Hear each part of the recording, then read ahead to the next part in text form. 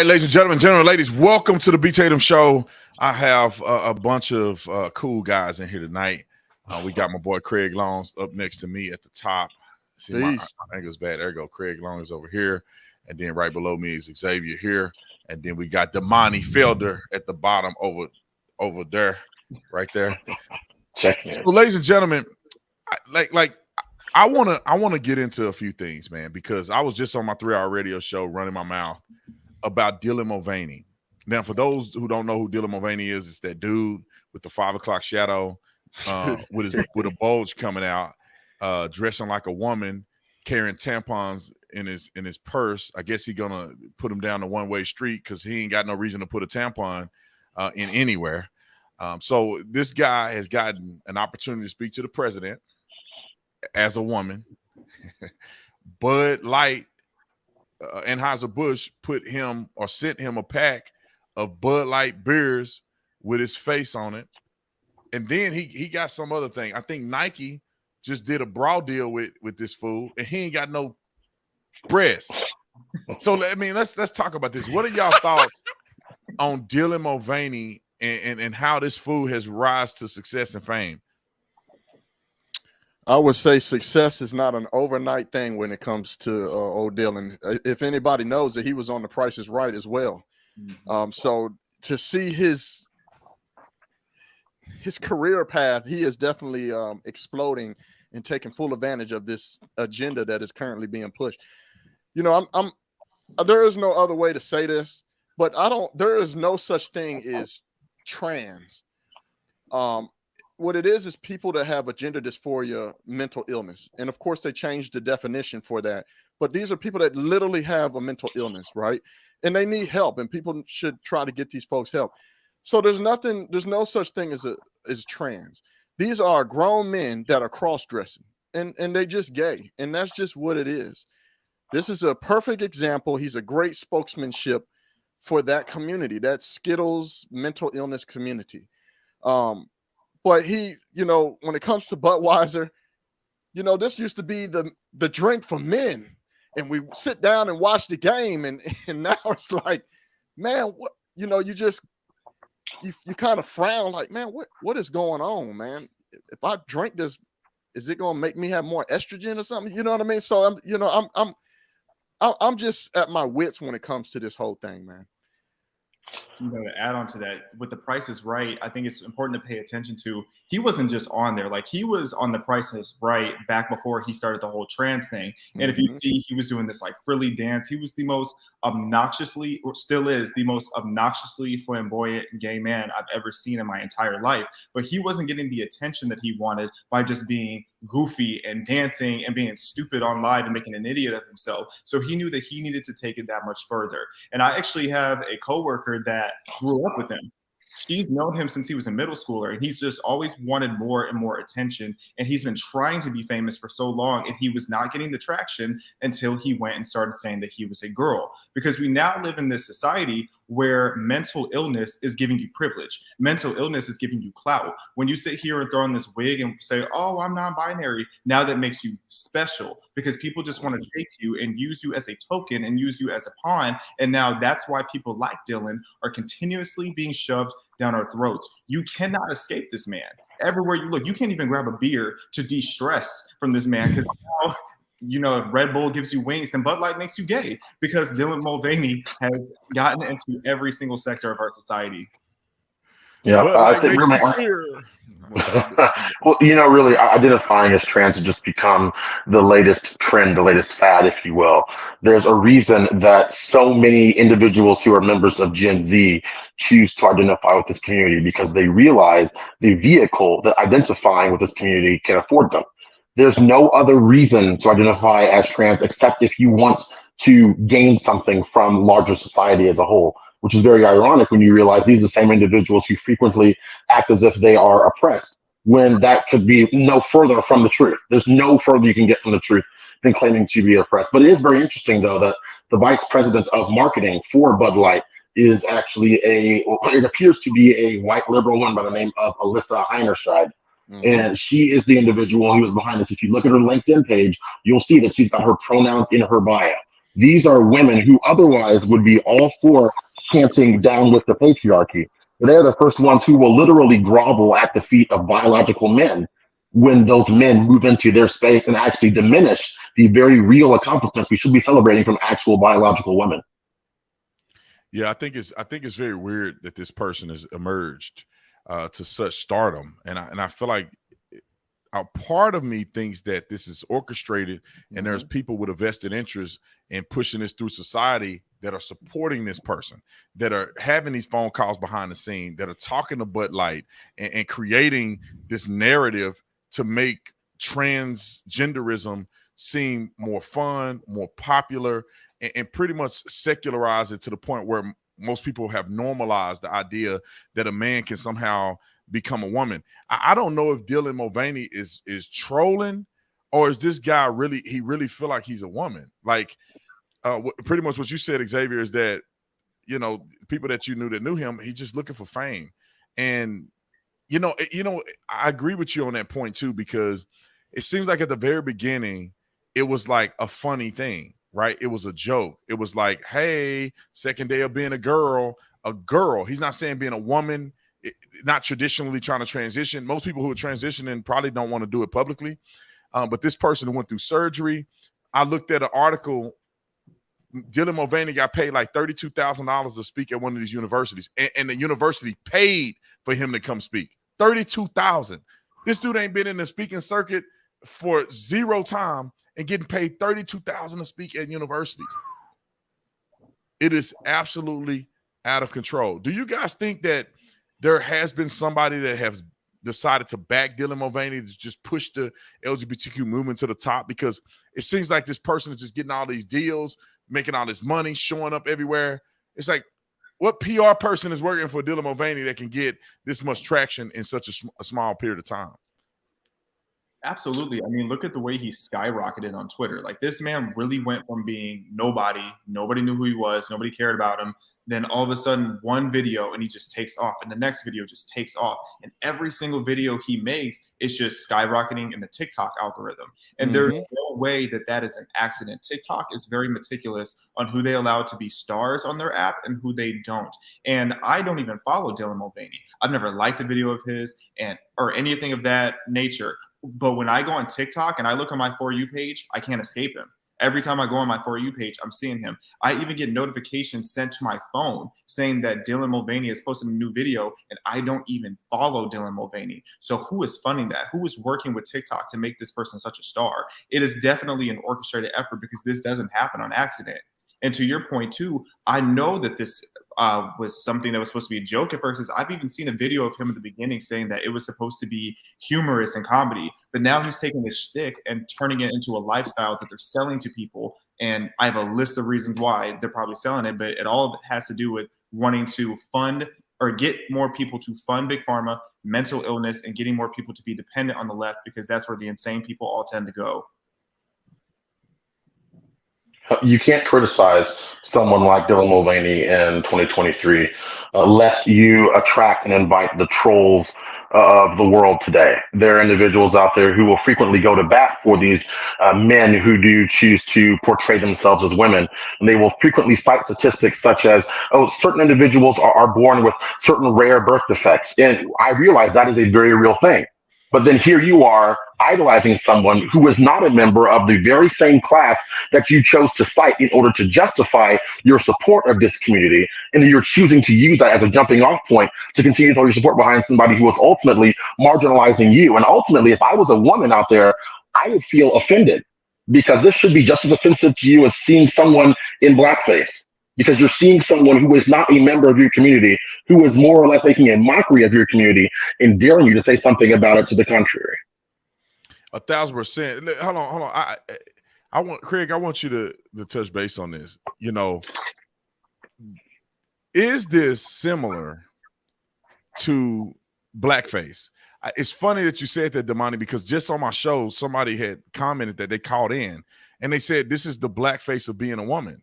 It's like people would try to mimic and make a mockery of and laugh at and have these exaggerated expressions of black people by using blackface as entertainment, and they're doing the same thing with women.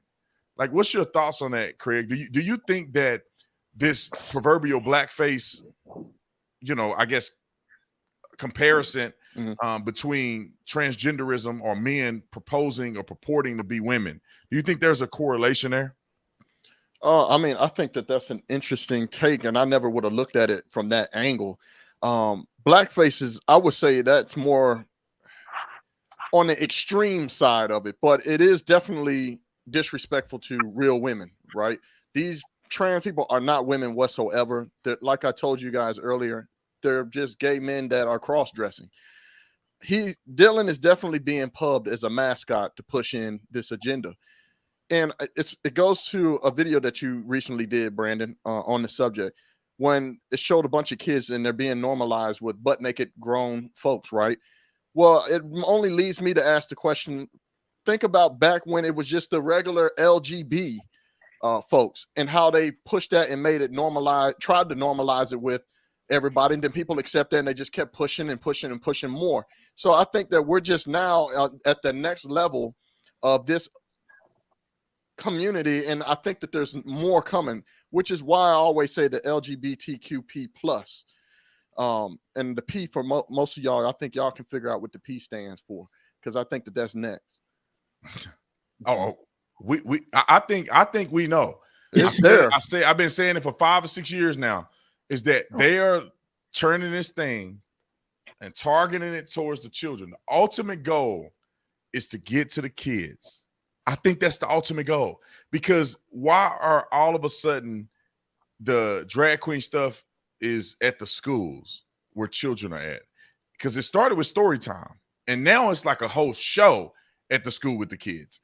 And, they're starting to decriminalize certain things surrounding the misconduct of adults involved with children. And I say it on my videos. I don't know if YouTube would be mad at me for saying it now, but it is leading to pedophilia. That's where this is going to. It is. And you know what? Go ahead. What I was going to say was, and if you look at places like Canada is a vision into the future for what we can expect here in America if we don't stand up and push back against this lunacy. Because up in Canada a few days ago, a video came out of one of their elected officials who was up there on stage with a disabled individual of color, and multiple members of the LGBTQIA plus community, whatever they want to call it these days. And what they're doing is they're doing their best to push forth legislation that will criminalize making offensive remarks outside of their debaucherous events. So that portends an incredibly dangerous precedent for what could happen here in America if we allow this to take place, where those on the left in those groups will have carte blanche to go into the churches and schools continually and facing no sort of repercussions for their behavior whatsoever. And that's very dangerous. We should stand up and push back against that before it comes to our shores. Yeah, let me just give you a quick feedback, and I'm gonna let y'all jump in about that story. I went and looked at the article of that particular law. I think it's C16. It's like Bill C16, and it does actually. See, somebody wrote it right here. I don't even know what this acronym means. 2S LGBTQIA plus. What's 2S? Now I know that. See, at the end of it, it was Two-Spirit, but now they put Two-Spirit at the beginning, because it used to be LGBTQ, AARP, NAACP, NCAA sports, whatever acronym they added on there. But it used to be Two-Spirit. It was in the back part of it. Now they put it at the beginning. But they asked some legal experts about this particular bill. So what it is kind of like an aggravated add-on to criminal offenses and human rights violations. So, right, there's protected people, like if you're gay, if you're black, if you're whatever. Now they've added in the LGBTQ spectrum is these trans people now. And then also in the law, if you do something to a trans person, that's considered a hate crime. They're like, they added them into the fold. But the question was asked, what is going to send you to jail? And the person said, if you misgender somebody, most of the time, if it's unintentional, you won't go to jail. You might not go to jail. But if you decide that I don't want to fall into your mental illness and I'm just going to call you a man, and if you take a stance and say, I'm only going to call you a man because I'm not buying into it, you in Canada, you will you could go to jail. Wow. Considered a hate crime, and it would be an aggravated charge, and you could go to jail for it and be fined. This is what they've come to. I blame women for this, man, because they run around here thinking that this stuff is cute, man, and it's so off the chain now that not only do they disrespect the women that sit there and geeky and laugh and girl and all to keep referring to them, it has gone so far, and it makes me raise the question, because I always, when I do get into some type of a conversation with these people, when I was in school, no one had to teach me how to be heterosexual. They always say, "Oh, well." So my question to this mob of Skittles people is, why you know what I mean? Why do you need to teach people anything about this? No one taught me to be heterosexual whatsoever, man. I just grew up and was a kid, and so it is a push towards our children. I think it's outrageous how far they're going, and it ain't over. That Canada stuff is eventually going to come here in America. They have safe space. I mean, you name it, man. It's just, dude, you can't, you have to tread lightly even talking about this stuff when it comes to social media, which is why you guys don't see me talk about it much, because I understand this mafia, the battlefield that we own, metaphorically, that is. Craig, I want to add this point, because you made a really good point. I see this often, and I've seen it throughout my life. Are women, not all women, but are women somewhat to blame for this? Because men, like when I see men who are homosexual living the homosexual life, I would never be mean to nobody because they ain't got nothing to do with me. But when I see it, I'm repulsed by it. When I see two men holding hands, it's like, oh man, that's weird. That's just crazy. Women, on the other hand, they are enthralled by it. They got their friends. They cool. They think it's cute. Girl, that child, they slapping hands with them. They wearing purses together. They strutting together. And I'm like, I would argue that men are more repulsed about it than women are. And are women ushering this type of behavior unintentionally into perspective? Because I almost think even with your kids, like if a man had a boy that was gay, I mean, a man would probably be more eager to say, hey, I want to help him figure this out, versus a woman is more like, it's her little daughter, her little girl. So I wonder what you guys think about that. I'm not saying I'm right, but I wonder what you guys think about that. I'm saying you're right.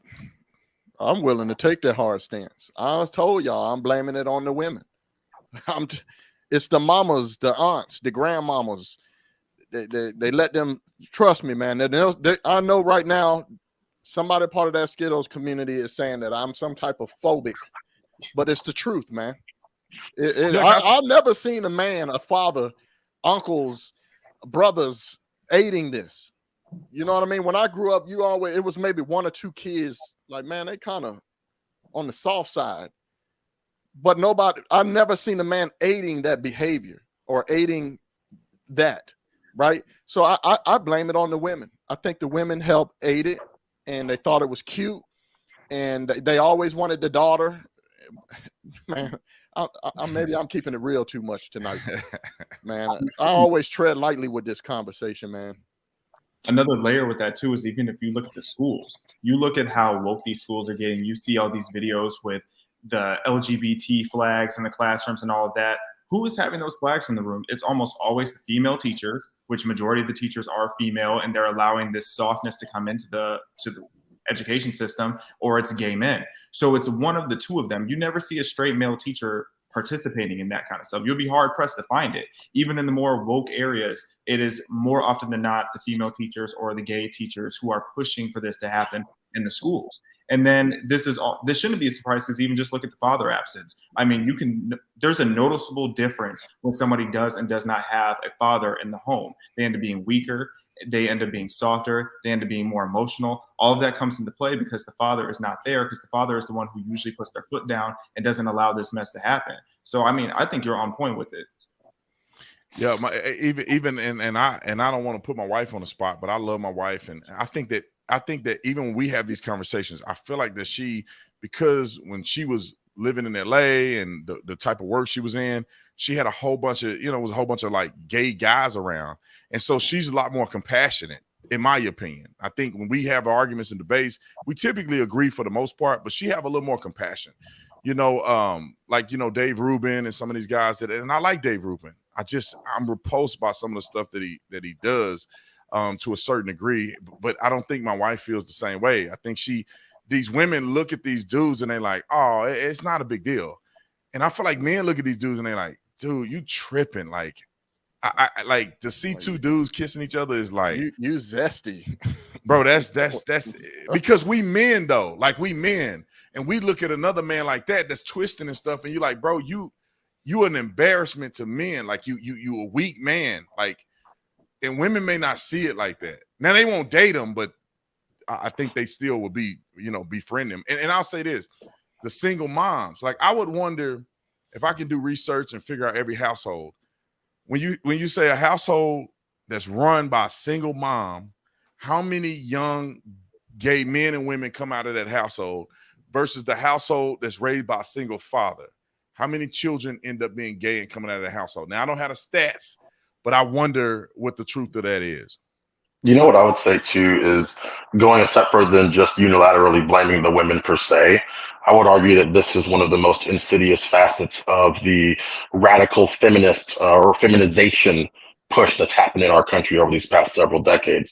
If you think about it, one of the hallmarks of classic feminism was that of more or less being more subservient, and things are non-threatening, right? So it's not meant to be something to put you off initially.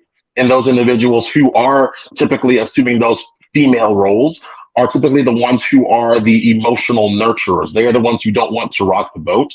Therefore, individuals, either male or female, who ascribe to this ideology now, they all have the same mindset of not wanting to rock the boat. Therefore, they will go along with whatever they see because they realize how dangerous it could be to possibly be canceled if they say what they truly do believe.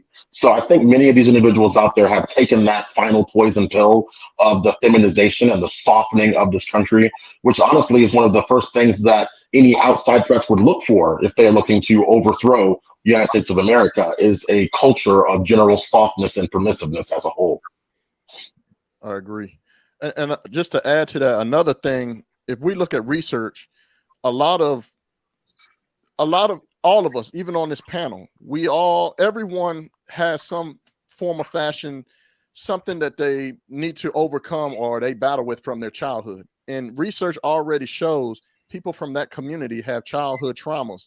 Maybe the father wasn't there, or there's some type of abuse, so on and so forth. So I think that there is a direct link to everything that we just mentioned tonight on the topic. So yes, I'm sticking to it. I think women play a major role in it. I know not all women, but I really do think that women had played a major role in this. But I would add, it's because of the men.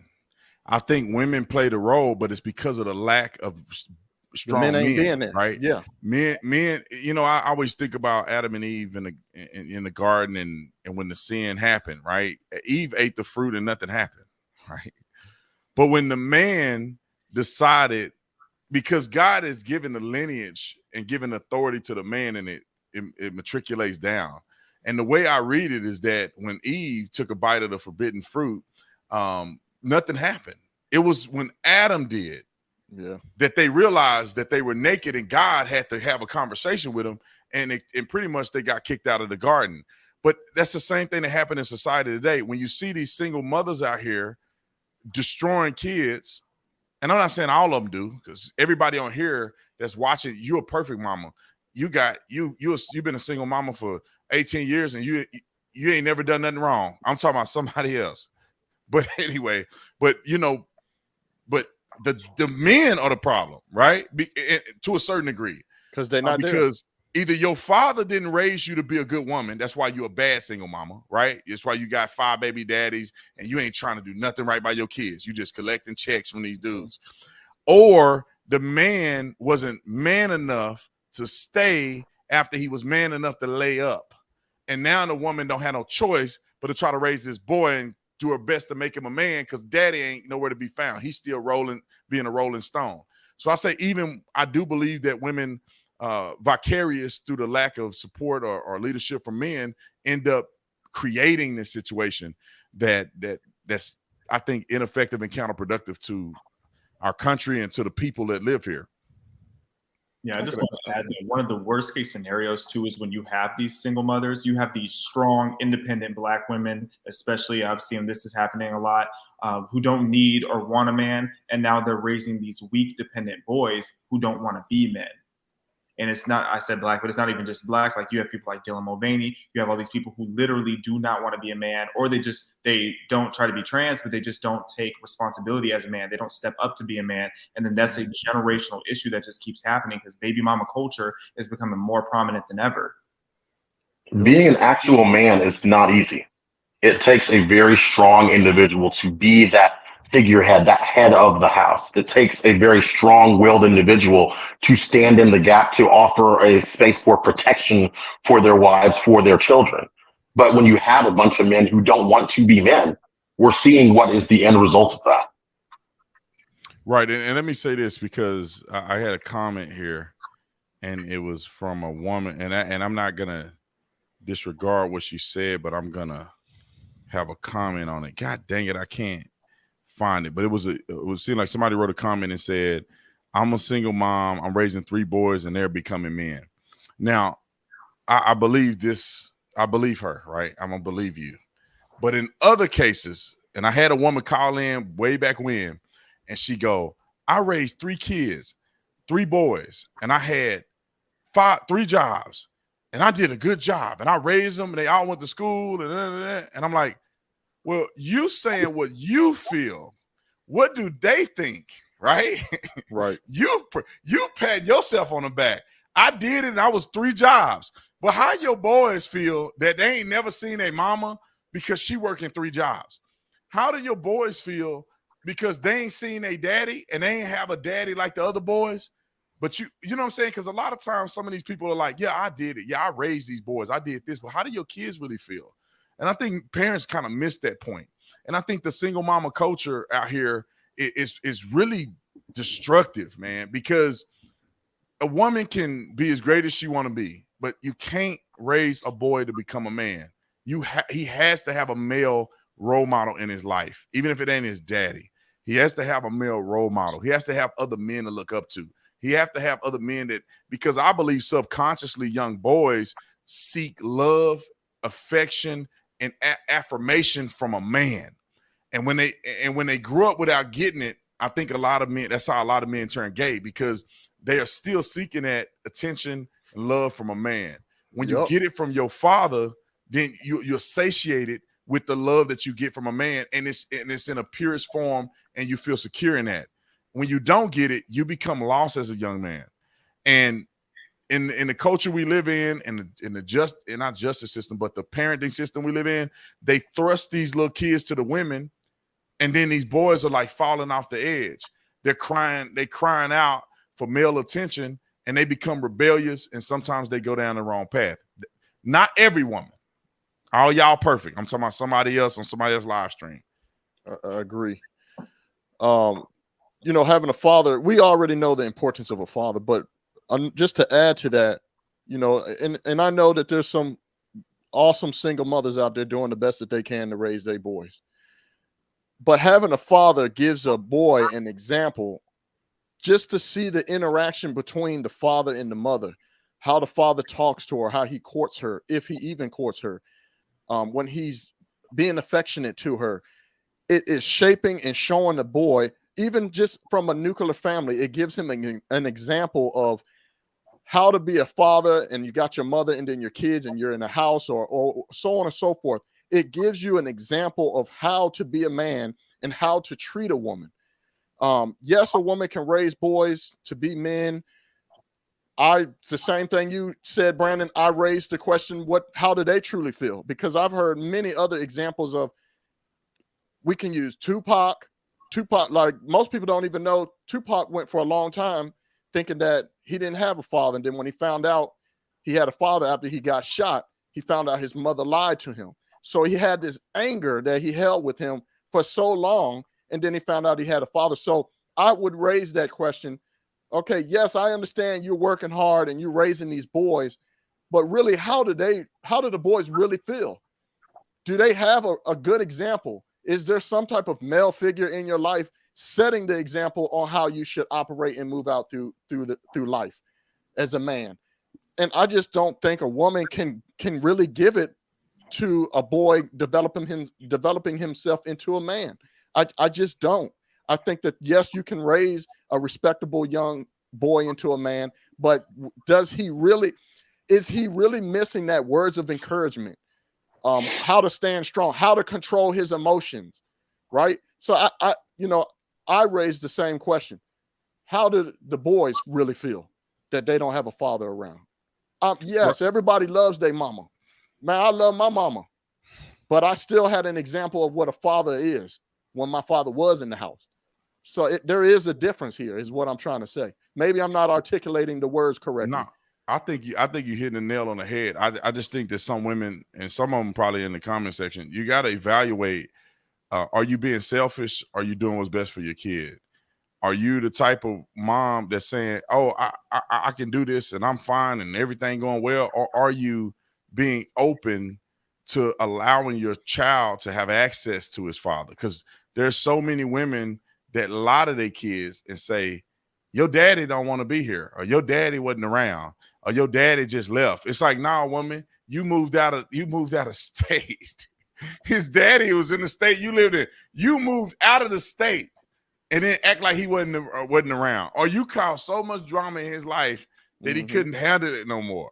And he abandoned the situation because you wasn't nothing but a detriment. So I want to encourage men to do your responsibilities, and I want to encourage women, don't be that person that think you know it all and think you can do it yourself, and you want to hold the kids from the daddy because you don't like him no more, because y'all ain't getting along. I think that's the worst thing you can do to children. Now I can move on to another subject because we want to talk about Trump, because I think that's one of the biggest topics of all time. It's just what's happening to Trump and all of the above. Let me read this comment. Thank you for the $30 super chat. It says, hey, Brandon, I live in New York, Blue County, Blue Town. I'm only 25. Do you think it's worth moving to a red state? Yes. I don't even have to read the rest of it. Yes. Also, any advice for a new fresh officer? Officer fresh off of FTO. Thank you, Big Tatum. Keep up the good work. Hope to meet you one someday. My advice to a new officer straight off of FTO is work hard, build your reputation on the police department. When I was in FTO, when I got out of FTO, I would take every single call on the board. All they would hear on the radio is 211-7 en route, 211-7 send it, 211-7 send me to level 1, 211-7 I'm out on traffic. Build your reputation by working hard first, and then that will precede your career in law enforcement. Keep your nose clean. Don't be violating the law. Don't stretch the law, and always remember that you'll catch him next time. That's one thing that young officers don't remember. They get a guy and they push it too far, or they go in their pockets, violate their constitutional rights because they want to get it now. Just know that dude is going to commit another crime, and you'll be able to take him to jail at some point. All right, let's talk about Donald Trump. First of all, I'm going to go around and see, before Trump got indicted,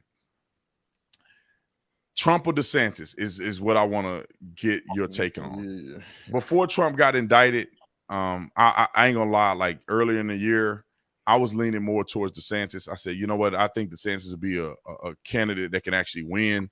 I think Trump has got too much turmoil. I don't think he can do it. Clearly, my mind has changed since they indicted him.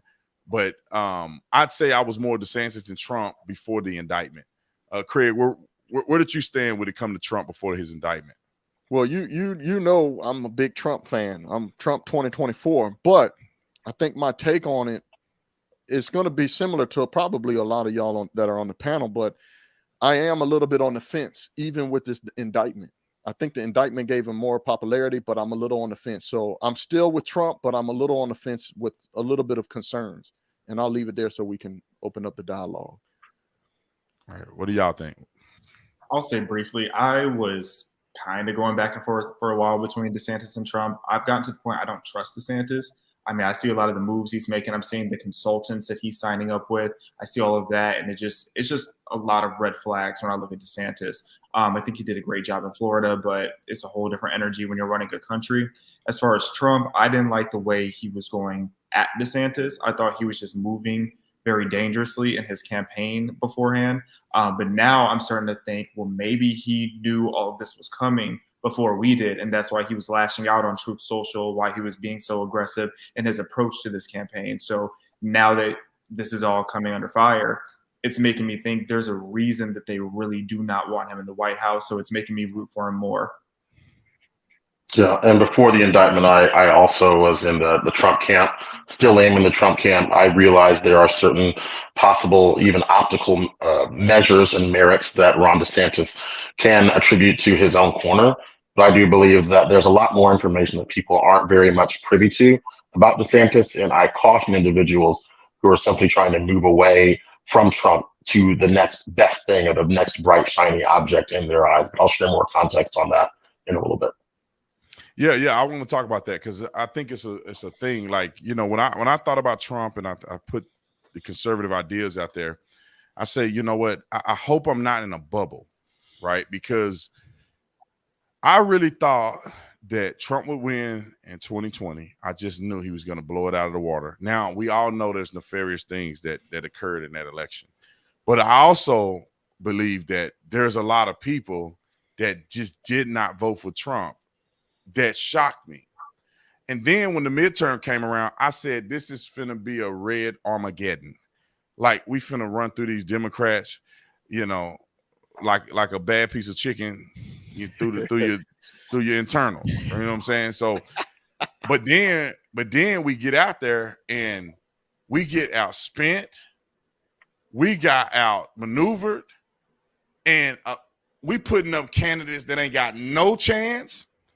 And we just got embarrassed. And it made me wonder, like, am I in a bubble or are people sick of what Trump is offering? You know, I'm not sick of it, but it made me wonder, are other people just tired of it and I'm living in a conservative bubble? So when I considered Ron DeSantis, I was like, you know what? I like the fact that he don't have a lot of baggage. Now, of course, some of the other stuff I didn't know, but I like the fact he had no baggage. I thought he was doing an incredible job in Florida. And I felt like he may be what we call not as popular, but more electable. And that's kind of where I was coming from, you know, moving into before we got to this indictment. I just really wondered in my mind, even now I still question, like, am I tripping or has America moved over just a little bit? And I'm still over here in Trump world, but like America is like, I don't think we want the rhetoric anymore, or I don't think we want the drama anymore, or we're just kind of sick and tired of the chaos and we'll take anybody but Trump, you know, like the middle people. I'm wondering, was that the case? Y'all, I want to hear y'all thoughts. Well, I'll start. Really, what's wild though is, you know, the rhetoric to a very large degree is what allowed Donald Trump to be elected in 2016. So individuals who are saying that now, who admired him for that back in 2016, I wonder, and my question to them would be, why it is that now they feel as if that is a bridge too far for them. Why is that the thing that is keeping them on the fence, so to speak? And you know, I know there's individuals out there on the right who say they want to move on from Trump. I get that. But what I like to go back to is more or less a football analogy. Brandon, you mentioned it earlier about the nefarious actions that took place around the 2020 election. No one in their right mind today believes that 81 million people jumped up on that day back in 2020 and pulled the lever for Joe Biden. No one really believes that anymore. But what I find very interesting, though, if we do move on from Trump because we simply want someone who is more electable, then what you've done is you've signaled to the left that even though there's well-documented instances of chicanery and fraudulence in the 2020 election, we're going to concede on that front, and then we're going to move to someone else who we think is more electable. And then what I fear is going to happen is then that's going to signal to the left that because we are not going to ensure there are going to be punitive measures assessed to those individuals who were embroiled in that chicanery in 2020, then they're going to pull out that exact same playbook and exercise it again. And then in 2024, people who vote for DeSantis, if he becomes a nominee, will scratch their heads wondering, how did we lose because DeSantis was more electable? And it's because the left knows now what works. And they know that you aren't going to fight for what you know took place and fixing that. So, of course, they're going to beat whoever the right puts up, because they will use that same playbook until the cows come home. That's my thoughts on that to begin with. But also you have to look at people who are donating to DeSantis, people who donated to Trump in the past. Many individuals aren't aware that earlier this year, DeSantis actually picked up several millions in donations from certain donors, top GOP donors. Jeffrey Yass was one of them in Pennsylvania. And he also picked up two $1 million donations from the Reyes brothers, Jude and Christopher Reyes. They are billionaires themselves. These are individuals who, in the Trump campaign years, they only gave Trump $50,000 apiece. Why is it that they are lining up behind DeSantis himself? Why is DeSantis cozying up to many individuals who many on the right would consider to be deep state or deep state's tied? And why is it that he is becoming the bright, shiny object, distracting individuals and making them think that we would have a chance if we don't fix what happened in 2020 to begin with? Personally, I think a lot of people have had the fight beaten out of them. Because when we look back when Trump was initially running, people were fired up. People were ready for change. People saw that this is finally what we've been asking for this madness to stop. And, you know, when he won and everything was great, and then things were starting to get better, but it was such a divisive time because things were already divisive. It just got even more divisive. Then when you look at 2020 was draining for most people. Like, we're all on the forefront, and pretty much everyone in this chat is in one way or another in the forefront of fighting for American values, trying to get sanity back in our country, and just trying to make America recognizable again. But not everybody has the resilience to do that. And people who just got weak between fighting for COVID and fighting for their rights to not be vaccinated, fighting BLM activism, all of that, just constantly, every single day, there is just some kind of battle that people are tired of being canceled. They're tired of risking losing their jobs, getting kicked out of buildings, etc. So when we get to where we are now, you would think that a lot of those people would be like, okay, this is our chance to fight again. Like, again, everybody in this chat, we're ready to fight again. We haven't lost the fight. We're more fired up than ever. But so many people, they're just weak now. They're just ready to just lay down. And as sad as it is, people are ready to just give up our country. I talk to a lot of people in California who are either conservative or right-leaning, whatever you want to say there, and they are so disheartened by the election fraud or whatever you're allowed to say on YouTube at this point. All the different things that went on, they don't even feel motivated to vote anymore. They don't feel motivated to be activists anymore because they feel like the fight has been taken away from them. So when they look at someone like DeSantis especially, they're like, okay, well, maybe this is someone who's going to be a little more calm and still fight for our values. But when he's not on the forefront and Trump is still on the forefront, it's making these people still take a step back. Yeah, 100%. Xavier hit it on the nail. That's what my concerns are and why I'm somewhat on the fence, because I'm reading the morale is low. People are exhausted. You know, just when we think that they have nothing left, we think that this is their last ditch effort. They're going to raid Mar-a-Lago. They go into their bag and they pull out something even more egregious. And here we are now with the Alvin Briggs situation. It's just, you know, and that's something that I can't stand about the Republican Party. We're the parent party. We're the party of law and order. And we see clear abuse and hypocrisies and favoritism when it comes to political parties. We see the corruption within our Department of Justice. We see the favoritism towards the Democratic Party and the all-out blitz when it comes to the Republican, especially their political faction running, the person that's going to run against them, Trump. So they're just doing everything that they possibly can to derail this man. I went and looked for the charges that he just got charged with, the 43 felonies that he got charged with. I got this from Mark Davis. And I just want y'all to just think about this and let it pop in your head what you think is going on. And this is just the timeline of just this case that just was brought up. This is not even bringing in Fulton County in Georgia that possibly may be bringing up charges. This is not the new lady, Eugene Carroll, whatever her name is, that came out of the woodworks that is claiming that he took advantage of her in the Bloomingdales. This is not even talking about like the J6 kangaroo hearings. But I got this from Mark Davis.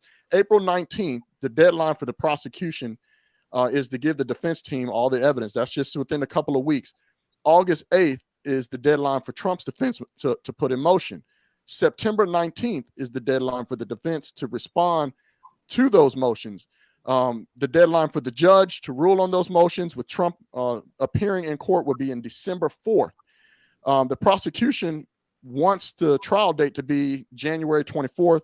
And obviously the defense team wants it to be sometime in spring of 2024. Now you put that timeline together. We know we have a 2024 election coming up. Trump is obviously going to be the person that's running for the Republican candidacy for presidency.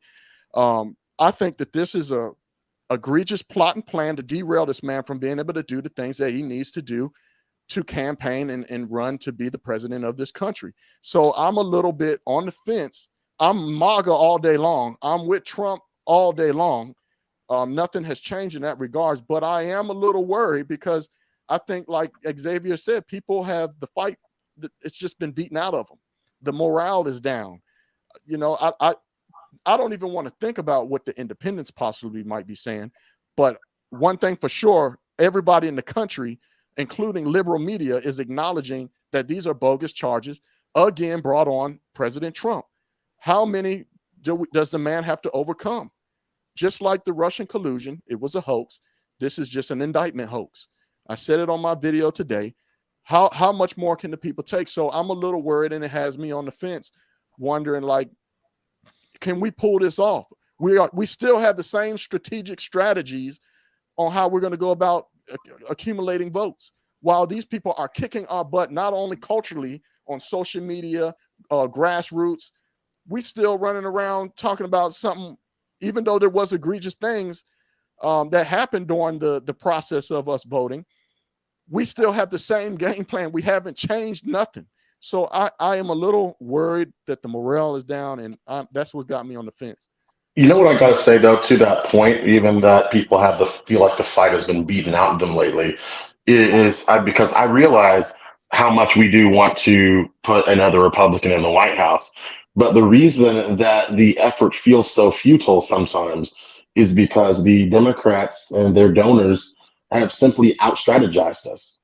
There's no reason why, especially at the local level, you don't see massive, overwhelming turnout for those very consequential races for positions such as judge. The reason that individuals feel like the attacks are coming and never stop is because while all too often those on the right are so focused about who's going to be my next representative, my senator, my congressman, my president, that we fail to show up in those small local races when it counts. It doesn't even take that many people to move the needle. But if we want to start scoring those wins, start having individuals who represent our values, who are going to protect us against this onslaught that's funded by George Soros, all it takes is strategic effort at that local level, at those positions that are so key and so consequential. So if we don't invest the same, if not more energy at the local level, then we have no one to blame but ourselves. We continue to get beaten time and time again by the multiple stopgaps that George Soros has poured his finances into. Yeah, I got two things that I want to bring up, and I want to hear you guys' opinion about it. The first, I guess I'll start with the second and then go back to the first because I forgot the first one. The second one is if Trump gets found or is found guilty, and he ends up going to jail, right? Now he can still run for president in jail, but I think that would be a big blow to the Republican Party. So just say that he gets 130 years in jail. Highly unlikely, but just say it happens. Are we willing, or who is the next step if Donald Trump gets indicted? That's the second part. And then the first part, I can't even remember the first part. Let's go with the second part, and it may come back to me. So I want to know from you guys, if Donald Trump somehow gets, the first part was, what do you think happened in the midterms? Because Donald Trump wasn't on the ballot. But, like, how did we get murdered in the midterms like we did? Because in Arizona, we had some Republicans win, but Kerry Lake lost.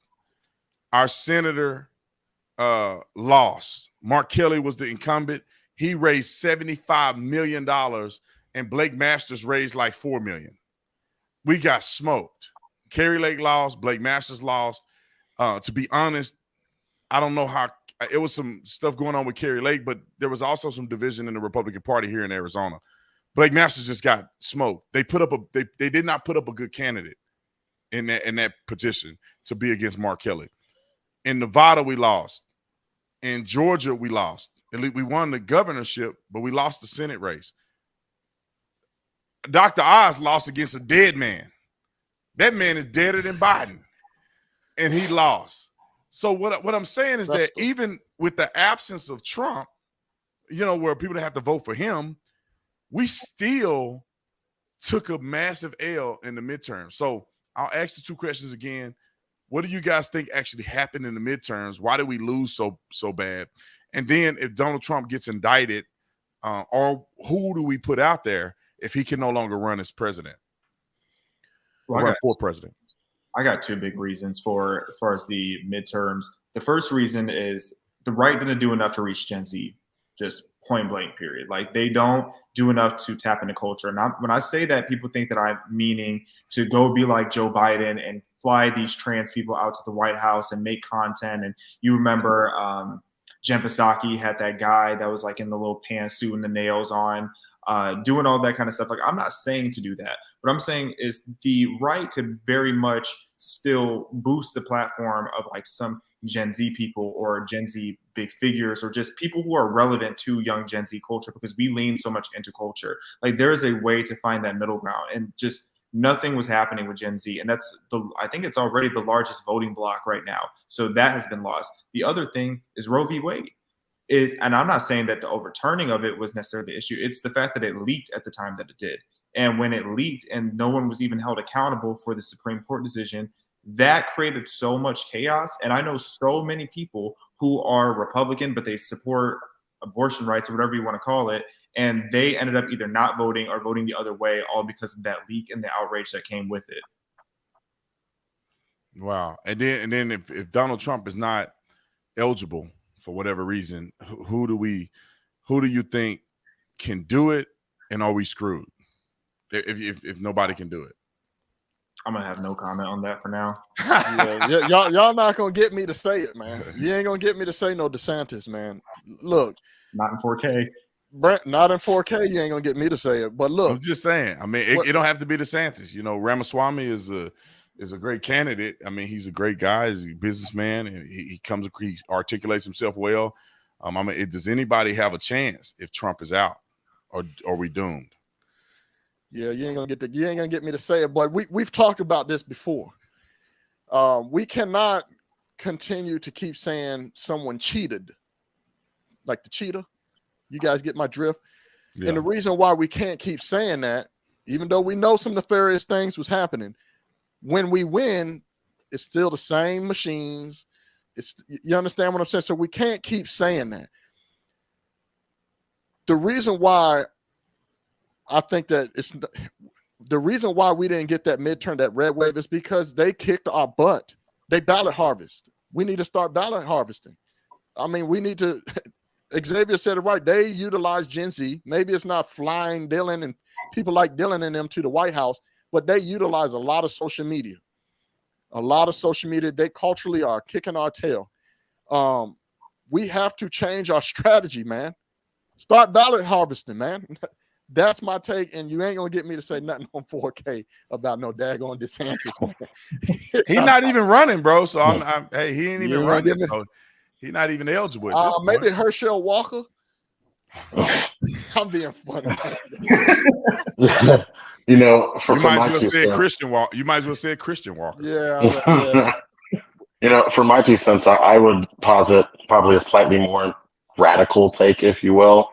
I feel like we weren't successful in the midterm elections because far too many members of the GOP party leadership did not want us to be successful. They did not equip individuals or even nominate the right individuals and put all their funds and resources behind them, because there's plenty of individuals on the right, up to and including Mitch McConnell and even Kevin McCarthy in many cases in the past, who would rather play ball with the other side of the aisle.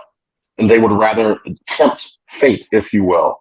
And because we didn't even run possibly even the best candidates in some cases, then I do think it was largely a self-inflicted wound. Individuals like Ronna McDaniel and those who are surrounding her, they have to start making better decisions and then also start changing the messaging. We know the facts around our party. We know the facts around the left's party.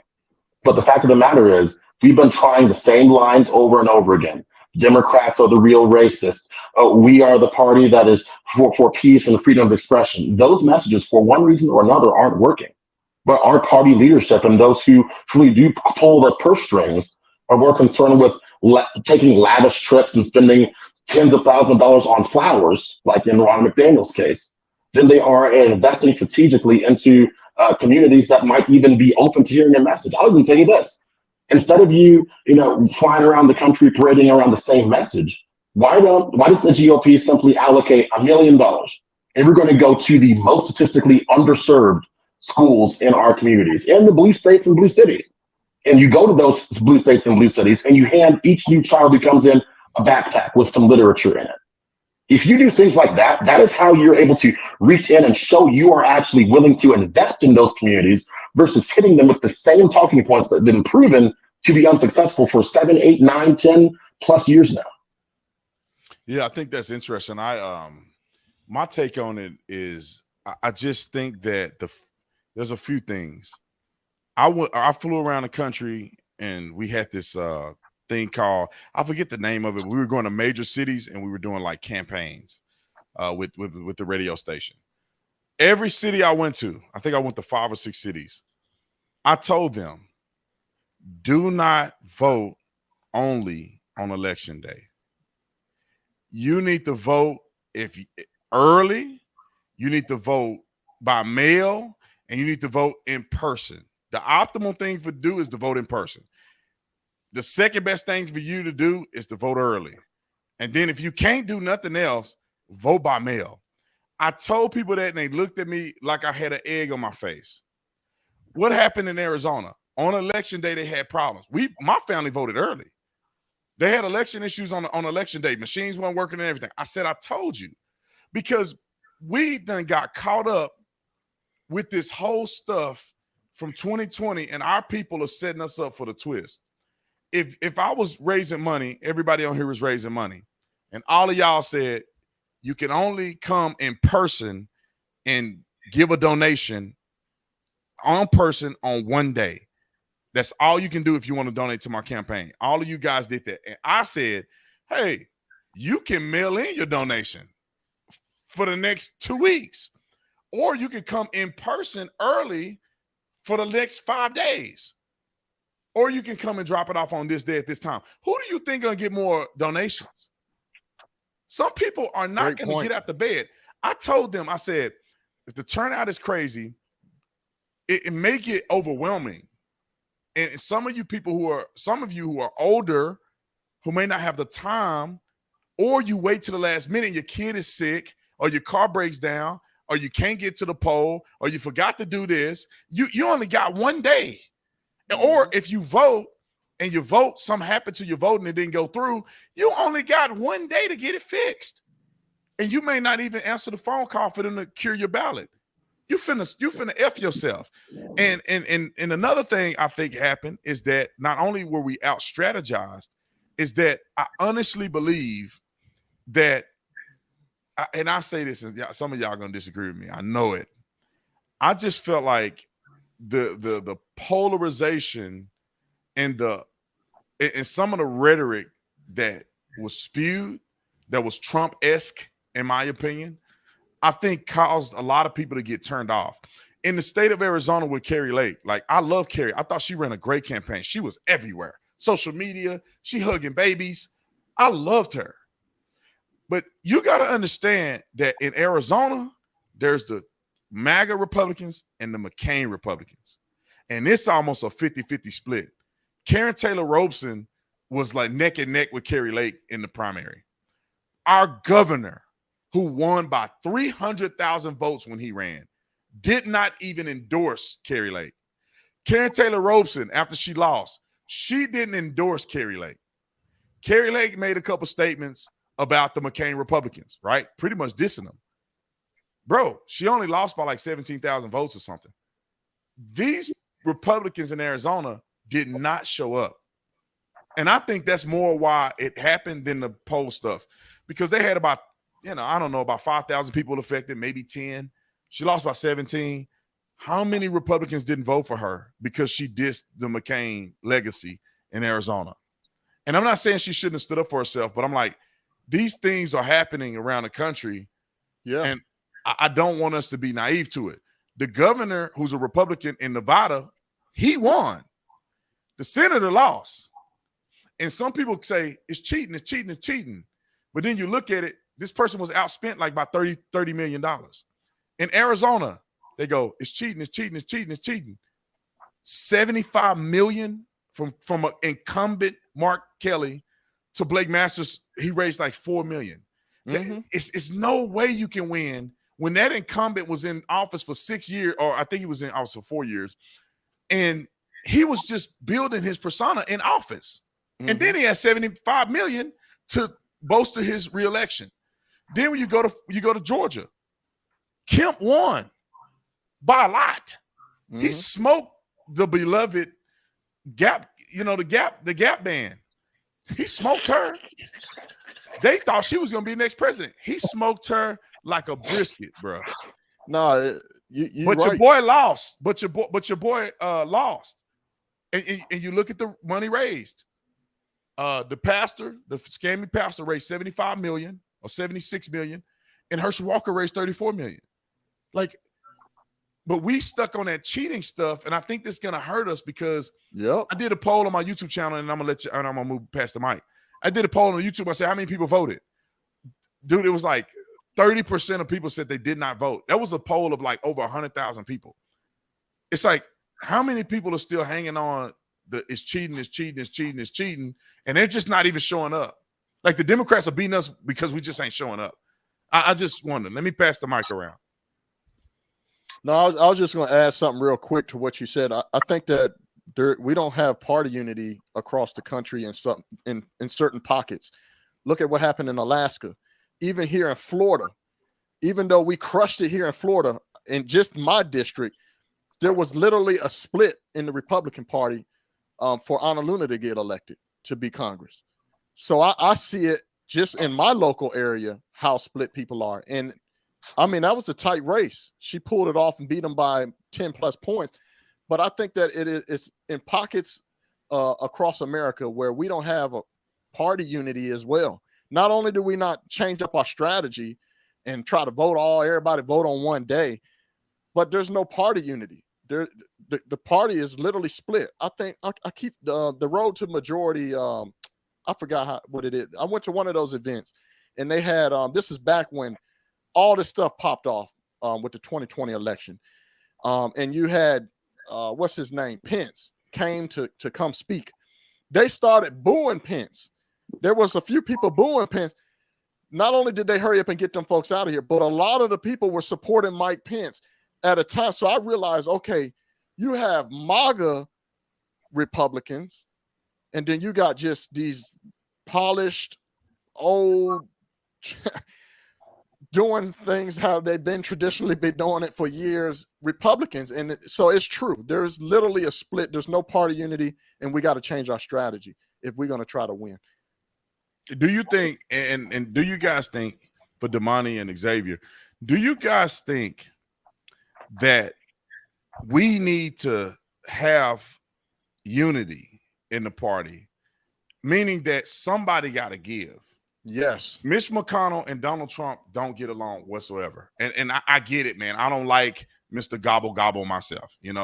All he do is, I really think that the Republican Party, you're crying at the biggest problem to face of the Republican Party. And I can't, every time I see him, I want to faint because this dude is old and he's dying and he's still running the party. But is there a strategy that can get Trump and McConnell to just try to meet somewhere? Is that a possibility? I mean, yeah, there's got to be a balance. Of course, you don't want to just go against everything that you actually believe in. You should stand firm on everything that you believe in. If you don't agree with other people in your party, that is fine. But at some point, you have to find a middle ground, because when you have the left that's as unified as they are, even through the madness, and then you look over at the right, and it's we have similar goals, similar values, but we have just drastically different approaches to them. But instead of still focusing on we have these same goals, instead we just butt heads and we just implode at each other and we get nothing done. And I saw that firsthand. I used to be a central committee member for Alameda County Republican Party, and our central committee was so split. We had meetings that were our meetings were always supposed to end at 8:30, just for context. We had nights that we were there to almost midnight because we were just fighting. And then by the time we get done fighting about the first thing on the agenda item, we don't even have time to actually talk about the real issues that were happening locally. We didn't have time to talk about the election and the campaigns and what we were going to do to go out and actually recruit and win over voters. We weren't doing any of that because we were so split. We were fighting and tearing each other's down, attacking each other's character. I think that's the worst part too. That's why I honestly didn't like when Trump was going at DeSantis so hard, because it's like, yes, you guys are very different. I understand you butt heads for whatever reasons, but when you are just tearing each other down like that, we all lose.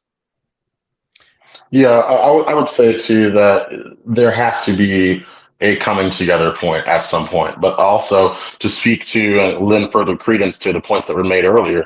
Yes, there is very much a split, a line of demarcation on the right side of the aisle right now.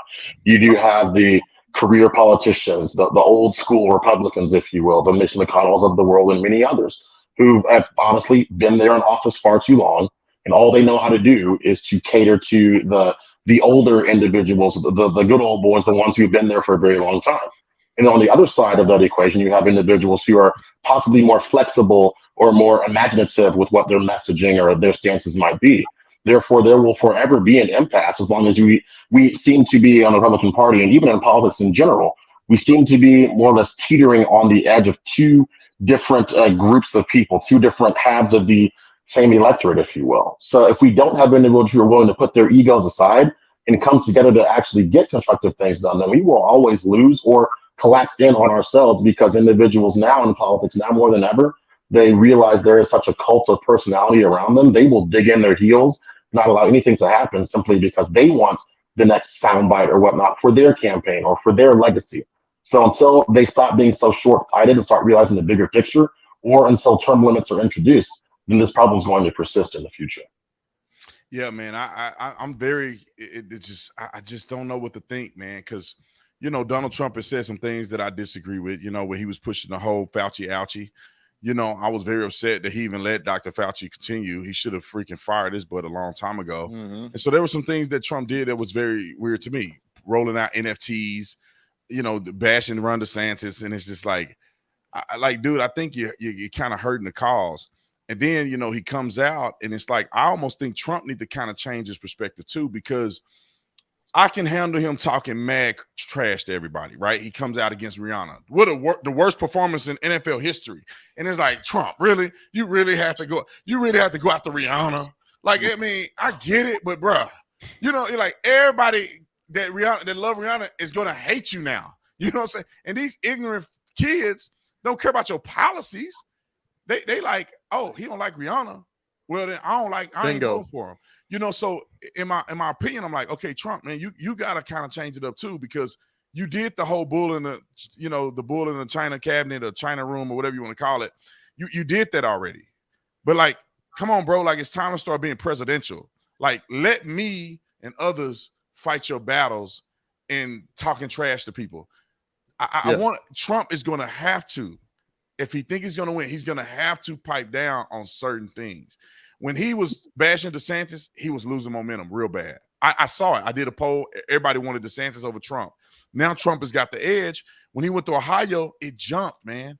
People saw him as like the Trump we all aspire for him to be. He's helping the people. He's doing what he's supposed to do as a patriotic American.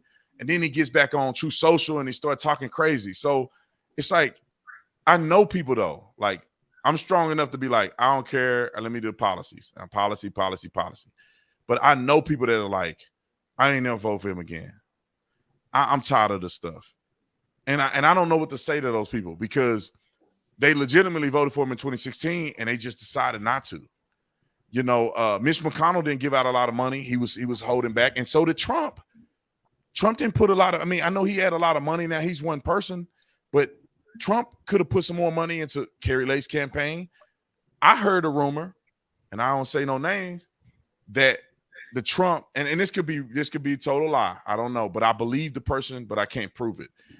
Was saying that the Trump team wanted money for an endorsement. So in Arizona, there was two people running, Blake Masters and another person, and the other person was like, hey man, you gonna endorse me, you know, whatever. And he like, well, you got to pay X amount of dollars and to get the endorsement. One candidate had it, the other candidate said, I'm not paying you no money for endorsement. If you don't want to endorse me, you don't endorse me. And it ended up going to another person. Now, the reason I kind of think that could be somewhat true is that Blake Masters was not as qualified as the other person. He wasn't. Blake Masters came at the 3rd or 11th hour and only raised $4 million. And so it made me feel like, is that what's going on behind the scenes? Is there a payment for endorsement? You know, we would never know. So anyway. All right. He said probably. Because Vivek Ramaswamy, I think his name is Vivek or Vivek Ramaswamy, he said that when he was at CPAC, that they offered him $100,000. If he paid $100,000, they'll move his numbers up in the kind of polling that they do at CPAC as to the Republicans or like who's the leading Republican. So then I'm like, Vivek, maybe he lying or maybe he's telling the truth. If he's telling the truth, then are they extracting money from other Republicans in order to make their numbers look good coming out of CPAC? You know, what's the truth there, you know? Yeah, that's Go ahead, Zigger. No, you go ahead. No, I'm just saying it wouldn't surprise me at all if there was some sort of clandestine pay-for-play operation going on. It really does speak to the foolishness that politics has devolved into. Who has the most money? Who has the largest war chest? That should not be what predicates someone's ability to represent their constituents. Because politics has become such a game here in America, even a lesser of two evil scenario in many cases. It wouldn't surprise me if that was the truth, because we've seen our political games shift so much over the past several generations that unfortunately has become the status quo in many cases. I wonder this, you know, when Trump was coming out and supporting the vax, right, the Fauci ouchie, it made me wonder for a minute because, you know, a lot of people on our side talk about how destructive it is, right? How destructive the Fauci ouchie is. I mean, people are having some real medical complications and the forcible nature of it and all of this. And Trump came out and said on the Candace Owens podcast, and he later got mad at Candace Owens, and Candace Owens told me some stuff that happened behind the scenes, which is why she's likely not to even support him anymore. But I'm pretty sure if he win the primary, she will. But you know, he got on there and he said, it's the greatest invention one of the greatest inventions in human history. And that he had questioned her why she didn't get it. He had argued he had it. His wife got it. His daughters got it. And so then it make you wonder, you say, if we are willing to accuse this concoction of so much destruction, it started in his administration with Operation Warp Speed and all that other stuff. And so as like, to any of you guys, does that cause any kind of like, what's that all about? You know what I mean? That was why I was critical of him. He said it's God's gift of bread on earth. And it's like, man, what? So that was my issue with him. It don't make no sense. He ushered it in, and everybody, every time a celebrity is reported by TMZ that they done passed away and they reveal what happened, the first thing I do is go look into them comments, and they say, oh, it was the Wuhan soy sauce. It's the Wuhan soy sauce. And in my head, I'm like, all right, we done said everybody passing away from the Wuhan soy sauce, but who's the champion of it? It's our boy, our homie, Big Donnie. So it don't make sense to me. Yeah, it made me wonder. I wonder how you guys feel. It just made me wonder. It's like, oh, let me go to something else too, and then I want y'all to jump in there. And then when 2020 happened, and people were coming out and saying, mainly the one lady that's disappeared. I don't even know where she's at. She had the smoking gun. Remember? They got the smoking gun. For sure, is going to be overturned. For sure. We got evidence. We're going to take this to trial. They raised tens of millions of dollars. And now she is nowhere to be found. I forget her name. Somebody in the comment section got it. What was it she kept saying? Operation, no, she kept calling it's going to be diabolical or something like that. What'd she say? I forgot what she kept saying. Release the Kraken. It was going to be releasing the Kraken. That's Sidney Powell. Sidney Powell. Yeah. So I remember, I'm old enough to remember Sidney Powell getting on television and saying it's going to be overturned. We got all the evidence and all this other stuff. And then this lady gone somewhere. We ain't seen her. We ain't heard from her. All this lawsuits and stuff that was supposed to be filed. No, we saw no fruits of any of that. So it just made me wonder, like, well, what did happen with all that money that was raised on the premise of we have the smoking gun? We're going to change this thing around. Lynn Wood, and some of these other people, man, they promised us. It's like they lied. Were they lying to us the whole time? They lied, man. Were they lying? Maybe they didn't lie and they just got whooped. It was just so corrupt. But I do remember the release the Kraken. I remember because I was a bit, when nothing happened on TikTok, they was trolling me like I don't know what. And Xavier, you know how TikTok is when they get to trolling. What happened to the release the Kraken? They dogged me. I almost kind of went in hiding like, man, I got to rethink this thing. Like, hold on, none of this stuff happened. So yes, I remember that, and I was a little pissed off by that. You know what I'll say is, as to the Trump and the jab, if you will, that's been something I've always been consistently critical of him for. And if he is not willing to swallow his pride and put his ego aside and really acknowledge the disastrous side effects and end results in many cases of that, then he will lose a large amount of support in 2024 should he be the nominee. I think that's something that anyone would agree with. As far as what we were talking about, I forget the second thing that we were talking. Oh, Sidney Powell. That speaks to how easy it is when individuals are so panicked that it's so easy for someone to turn that into an opportunity to raise funds that are going to go to dubious entities or dubious ends. If you want to support anyone, I highly recommend that individuals who are involved or inclined to support politically and financially to do so again at the local level. We are so focused on this one particular office that that there are many races over the past 6 years that we could have won. We were talking about money before. If those candidates were the ones who got donations directly, instead of sending them to the Win Red pack or whatever pack that always spams your phone whenever something big happens. Send that to your local individual, the person who's running for judge or precinct, all that kind of stuff. It's very important. But because we're so focused on and we're so willing to give our money to those instant celebrities that pop up to make a quick buck because they know it can happen very easily, then we are ceding ground in areas that we could easily reclaim if we chose to divert or reallocate our efforts and our finances to individuals who are more deserving thereof. Yeah, I often wonder about these people, man. I'm like, am we getting tricked by these people? Are these people playing us, man? Because let me just throw this out here too. I get it that there was issues in 2020. I think Stevie Wonder could see it, right? I mean, we saw it. People pulling stuff from up on the tables and all kind of stuff. We saw the documentary from Dinesh D'Souza. I mean, I saw all that. But what I wonder is that, well, if all these frivolous claims out here, right? There were claims that I'm gonna pull him down until he fixes his camera. But there were claims that these machines are problematic. We haven't changed any of the machines.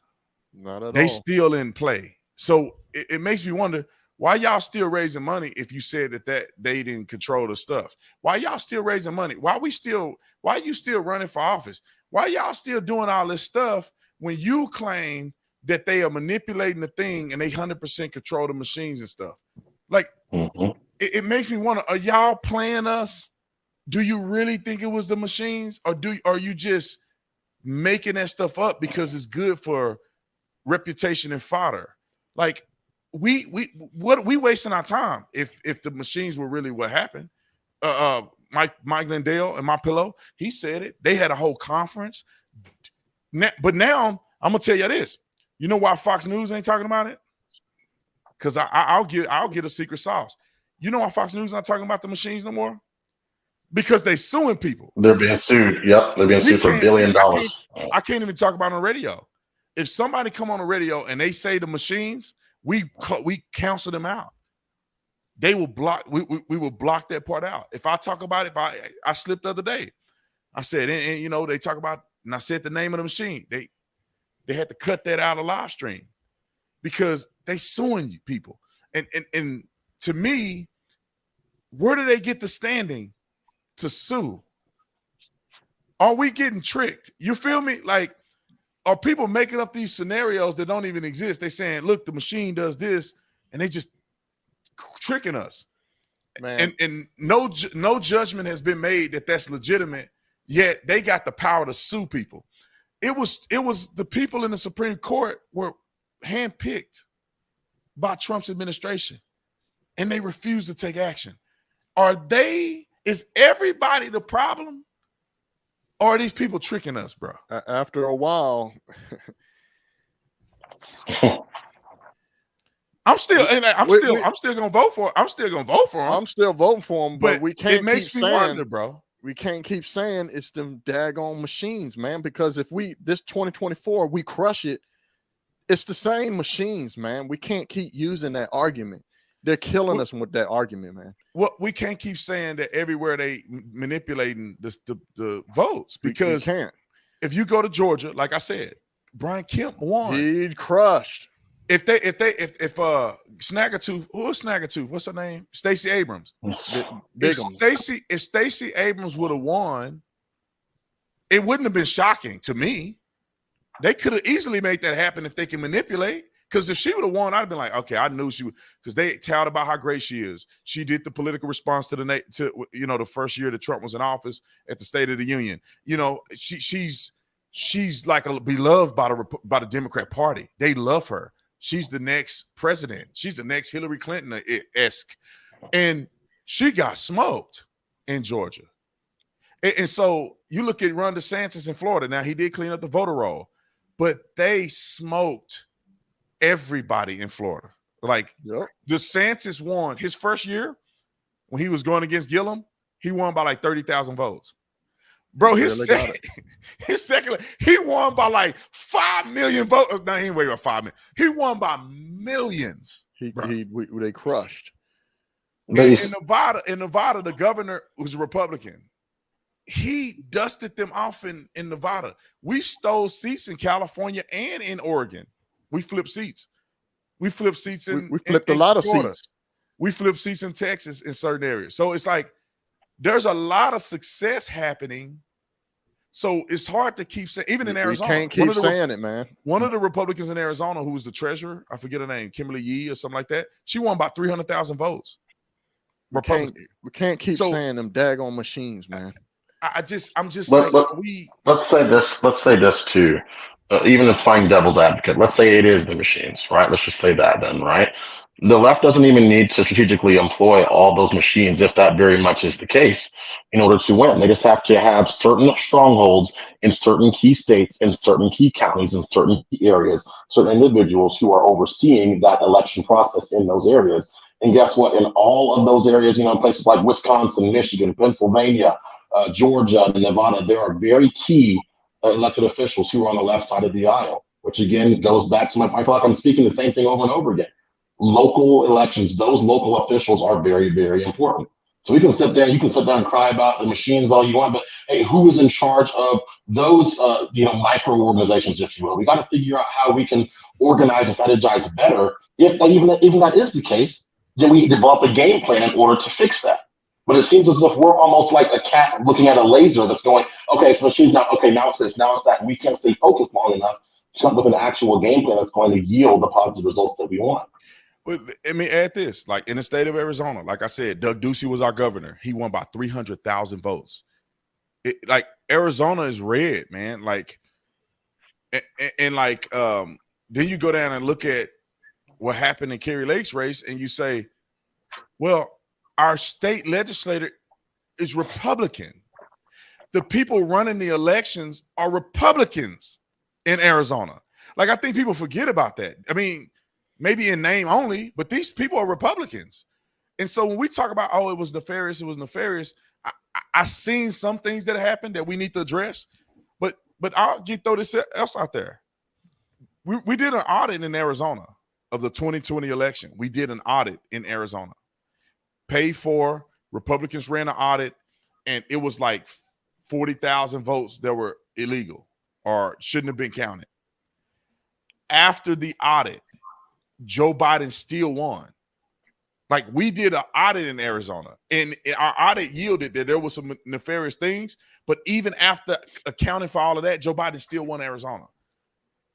And that's why nobody talk about the audit in Arizona anymore, because it's like, oh, and I'm just wondering, are we navigating too far away from a unifying rhetoric? Like, and this is why I think people are thinking that DeSantis can do something, because if we keep saying rhinos, we're going to be divided forever. And people get mad at DeSantis because they say DeSantis is in bed with these people and he's in bed with these people. And it's like, he could be a slime ball. I don't know the man. But maybe, just maybe, if the dude has a balance of support, he probably can do something. Carrie Lake in this state was the best governor we could have gotten. She would have been a great governor. I think she would have ran Arizona the way I wish Arizona would be run. But I can almost guarantee that Karen Taylor Robeson would have won by 300,000 votes. And the reason I know that is because every MAGA Republican would have voted for Karen Taylor Robeson if she was the primary candidate. Every MAGA Republican.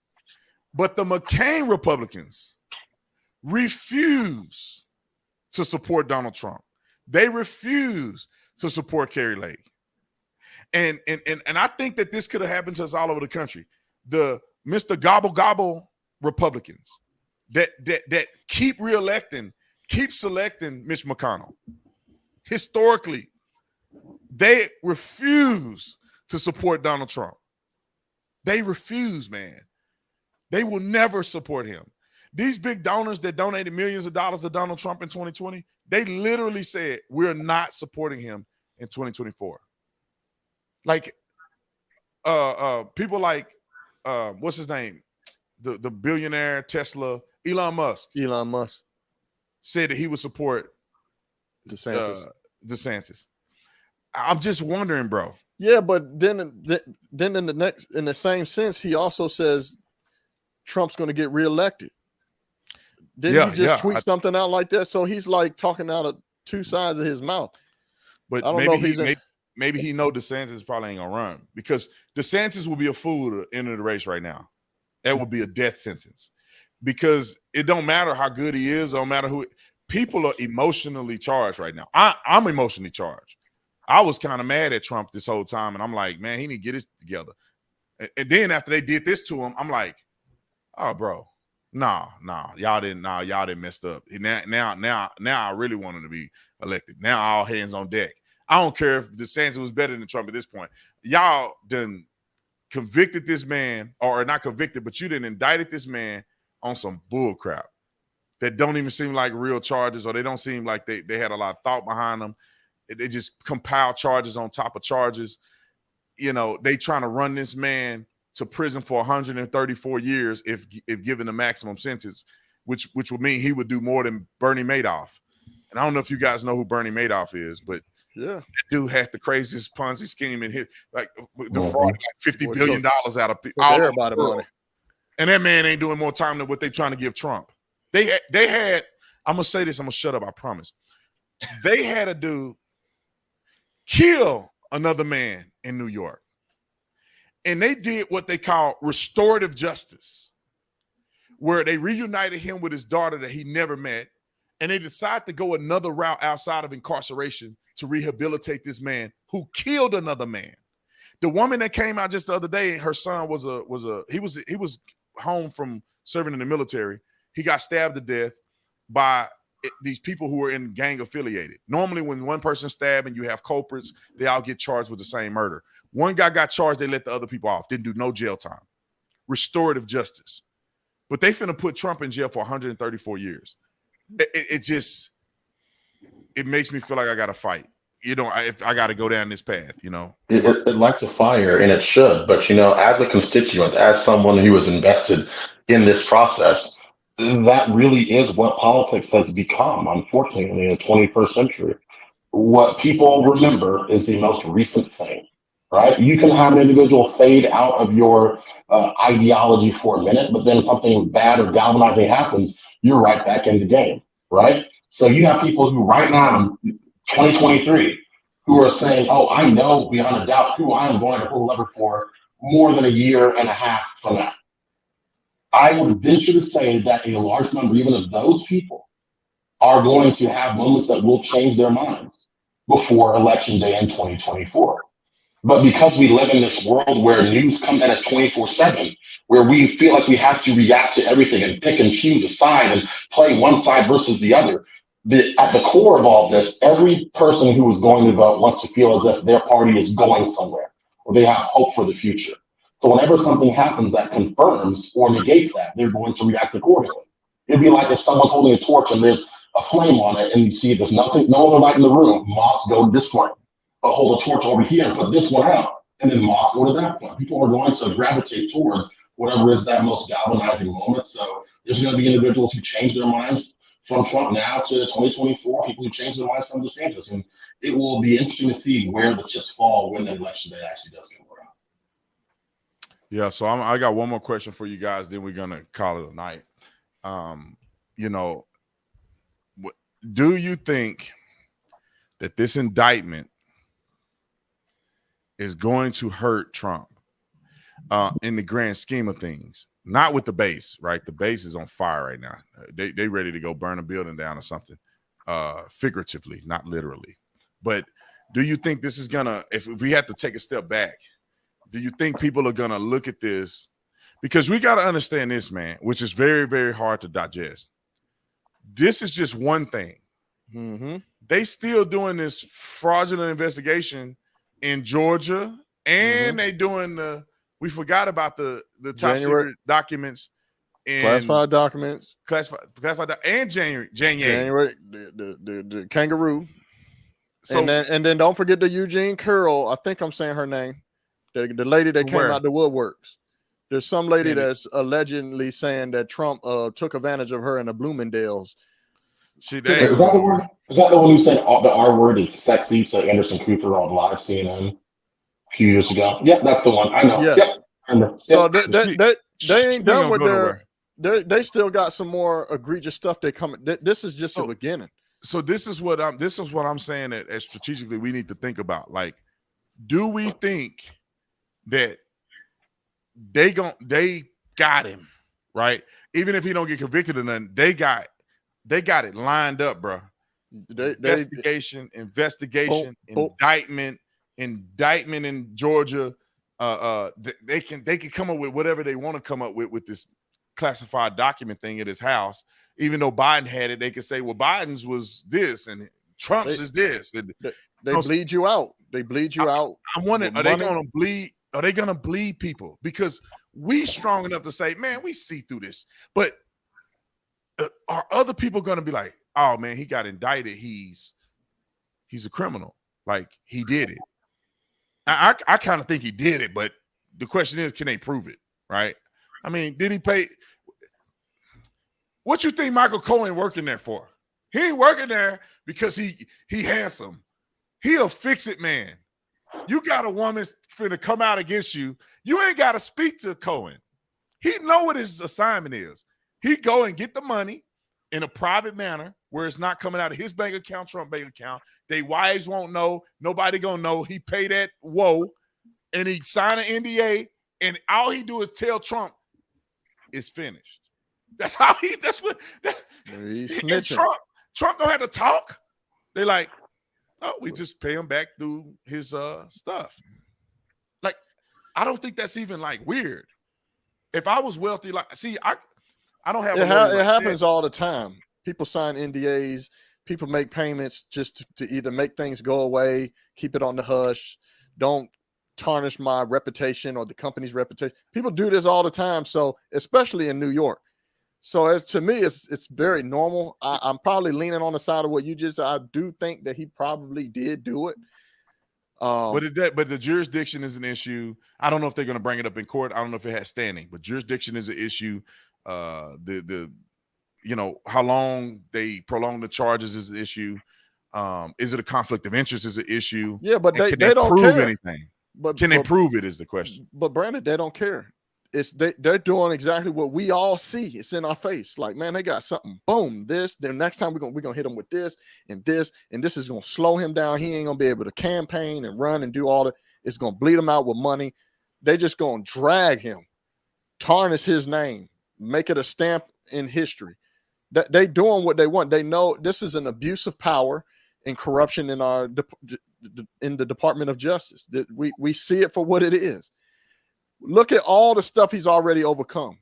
Hoax after hoax, kangaroo courts after impeachments. I mean, how much can this man take? I think they know it ain't gonna stand. It's doing exactly. That is the plan, is to waste time and derail him. That's it. Yeah, because there's some dumb people out here in our families that are like, "Oh, see, I told y'all he a crip. Oh, they locking him up. I told y'all they got him now. They finally got him." You like, well, they've been saying that for 6 years. He's innocent to proven guilty, right? Because OJ, they got him now. OJ ain't gotten OJ at home talking about murder cases. Commentary on murder cases. What do you say? I just wish they would understand the ripple effect of what's about to happen now. It's like when you are locking this man up on the most petty issues, because yes, I believe he did it. I'm not shocked that he did it. There's so many billionaires and politicians. I've even met people who I've known done some things behind the scenes and paid people to be quiet. But for them to take that and put a former president in prison, to even indict him, to even have him in a situation to be in handcuffs is wild. And when you look at the precedent that's going to set, this is going to set up a tit for tat that's not going to win for anybody. Because wait a minute, let's get more power. Then what's going to happen? See, will it? Will it though? I don't think so. Because Donald Trump was in office. We had the House, the Senate. We had the House, the Senate, and the presidency. We didn't do nothing. Donald Trump could have did this to Hillary. He could have pushed it, but he backed off. He didn't want to put Hillary in this position, and we didn't do nothing. Donald Trump, lawyer, went to jail. He had a CPA or a money manager at Trump organization. He just went to jail. He got indicted or something. They indicted 5, 6, 7 people that Trump was around. How many Democrats then got indicted? Because we've been your boy Gillum over there. Your boy Gillum over there, getting caught with his booty hole in the air, passed out in the hotel room. You know what I'm saying? And that dude just went to counseling, bro. He just went to counseling. What did he get counseling for? There had to be criminal activity involved in Gillum with a prostitute. He in a room with drugs, bro. He was already shady in Tallahassee. He don't get indicted. You know what? To answer your question, kind of like roundabout wrap up your question, Brandon. People should know that from 1997 to 2017, over $17 million was disbursed from the Congressional Slush Fund to 286 victims who alleged or accused politicians, elected officials, of sexual assault and misconduct. Okay? The reason that has not been brought to the fore is because there are many, even establishment leftists and people on the right as well, who for one reason or another do not want that information to come out because it's going to bring their judgment into a question as well. So these individuals, we don't have enough teeth on our side, individuals who are willing to expose that, because there are compromised individuals on the right and on the left. So to answer your question, is this going to hurt Trump in the future? This is not going to hurt Trump any more than it would hurt anyone else who we would choose to put forth to run in 2024. Because Trump is not just Trump anymore. It's not just one person. Trump is an idea. He is the encapsulation of and the figurehead of a movement, an ideology of the restoration of Americana, those things that made America the greatest country on the face of the earth. He is the embodiment of that. Anyone else who comes up on the right side of the aisle is going to be cast the exact same way, using the exact same playbook by the mainstream media.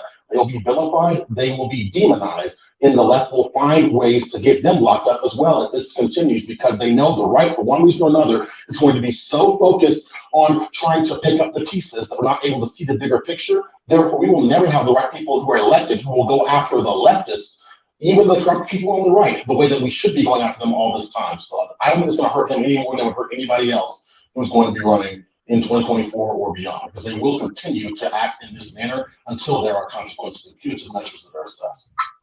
That's big facts. Hey, I want to close it out, and I want to give all you guys an opportunity to tell people where to find you, where to support you. And I guess I'll start it off because I always finish and I never say anything that I'm supposed to be doing. But anyway, so if you haven't followed me, D. Tatum, this is my channel. Just click the subscribe button. I have merch right here. The Don is my favorite shirt now. We made a 2.0 with the gold chain. We giving 34% off because, you know, it ain't about the money for me, because clearly I do a lot of stuff and make a lot of money, but it ain't about the money for me. I want people that want to support Trump to be able to wear a shirt and rub it in these liberals' faces. So 34% off. If you put Trump 34 on the store, you'll get the shirt for 34% off. Get you one of these shirts today. Follow me on my social media, Latest Tatum on everything. All right, y'all go ahead. Again, Brandon, it's always a pleasure to be on the show. Thank you, everybody that tuned in and watched it live. Thank you for those who are going to watch the replay. You can find me everywhere. I do give you a disclaimer. I do mean tweet commentary. You can find me at Craig Long 45 on YouTube. I'm probably more focused on YouTube now, but you can follow me elsewhere. And thank you, guys. Thank you for having me, Brandon. You can find me on Instagram, Facebook, YouTube, all at Xavier. I'm about to relaunch my YouTube very soon. It's Xavier, and my Twitter is my main platform. That's at Xavier D. And again, thank you for having me, Brandon. Oh, man. Thank you. And Brandon, thank you again. I'll reiterate the thanks once again. You can find me if you're looking on social media across many different platforms, just at the Damani Felder. But the request I would have is if you would actually take it upon yourself to support my YouTube channel, The Rights Brothers. That's RIGHT Brothers. My brother and I do our best to create thought-provoking content, and we would very much appreciate a subscription from anyone who's watching. Thank you all for watching live or on the replay, and thank you again, Brandon, for having us. All right, God bless you, fellas. God bless everybody that watched it. I will see y'all later. Y'all brothers, hold on. I'm gonna break out and then we'll talk behind the scenes. But hey, I love you guys. Thank y'all for watching. We out here.